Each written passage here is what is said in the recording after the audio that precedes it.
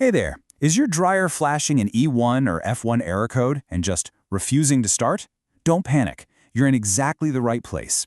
That code is a critical clue, and we're about to follow it to not only fix your dryer, but to make your home a whole lot safer.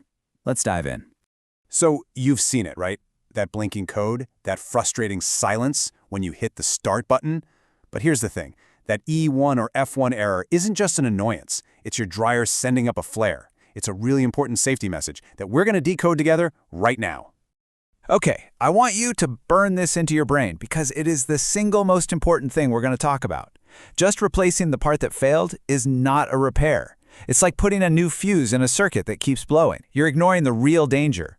Our mission is to find out why it overheated in the first place. And here's our game plan. It's pretty straightforward. First, we'll figure out what that code actually means. Then, we're going to hunt down the real villain, which is overheating. That leads us to the most important part, your mandatory vent check. After that, a quick test of a few other suspects, and only then do we get to the final safe repair. So what is this E1/F1 code really telling you? Well, it's pointing to a small, kind of heroic part inside your dryer that has literally sacrificed itself to protect your home. And the hero of this story is called the thermal fuse. Think of it like a tiny, one-time use firefighter living in your dryer. Its only job is to sense when things get dangerously hot. And when it does, it blows itself out to cut all power to the heating element, preventing a fire. So that E1/F1 code, it means your little firefighter just did its job. Now we have to figure out what started the fire. And that brings us to the bad guy in this whole situation, overheating. You see, a dryer has to do more than just make heat. It has to breathe. It's got to push all that hot, moist air from your wet clothes out of the drum and all the way outside your house. If it can't, well, temperatures inside can skyrocket to dangerous levels. And check this out. This is where it gets really clear. In about 90% of cases, a huge majority, the reason a dryer overheats is just a clogged vent. That's it. It's the #1 culprit by a long, long shot. So before we even think about anything else, we have to investigate that airflow. Now, are there other possibilities? Of course. It could be a vent hose that's way too long or is crushed behind the dryer. You could have a faulty thermostat or even a big lint blockage inside the machine itself. But remember, all of these other things combined, they only account for maybe 10% of cases. The real hunt starts with that vent.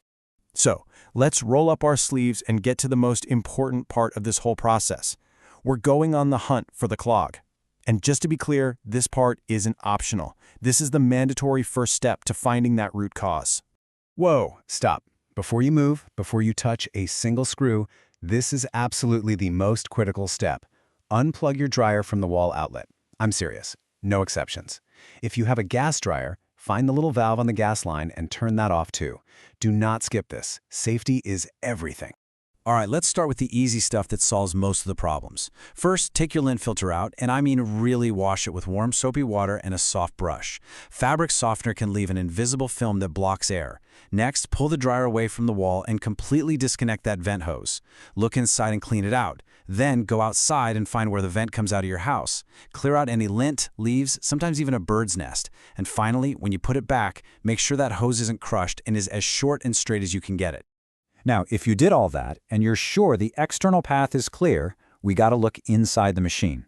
You'll need to take off the back or front panel. Once you're in, look for the blower wheel housing. It's basically a fan. It's often totally packed with lint. Clean it all out. Then, give that fan wheel a spin with your finger. It should spin nice and freely. While you're there, just take a quick peek at the internal ductwork to make sure there's no hidden blockage. Okay, once we have guaranteed, 100% guaranteed that our airflow is perfect, we can grab a simple tool to confirm our diagnosis and rule out any other sneaky suspects. So, let's prove our main theory. Grab a multimeter and set it to the ohms setting. It looks like a little horseshoe. If you touch the probes to a good fuse, you'll get a reading of almost 0, which means electricity can flow through. But because you're getting that E1 or F1 error, I bet you're going to touch the probes to your fuse and see OL. That stands for open line. And that's our proof. The fuse is blown. The circuit is broken. Hey, and while you're in there with a multimeter out, it is a really smart idea to test the cycling thermostat. It's usually a little round part right near the thermal fuse. It's supposed to turn the heater on and off. At room temperature, it should show continuity, just like a good fuse. If it reads OL, that means it's broken, and it could be the real reason your dryer is overheating.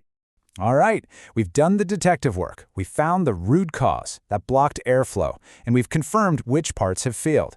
Now, and only now, are we finally ready to put this thing back together the right way, the safe way. Now, getting the right parts isn't just about making the dryer work. This is a serious safety issue, so pay close attention. For that thermal fuse, you must get an exact replacement. Match the part number and especially the temperature rating. Do not substitute. And for the vent hose, if you have one of those flimsy plastic or foil ones, throw it out. They are a known fire hazard. Upgrade to a rigid or semi-rigid metal duct. It's so much safer. And here we are, the final step, the moment of truth. Before you put that new fuse in, just ask yourself one last time, is the venting 100% clear? Did my other parts test okay? If the answer is yes, go ahead and install that new, exact match thermal fuse. Once that's done, you can put all the panels back on, plug it in, and get back to doing your laundry.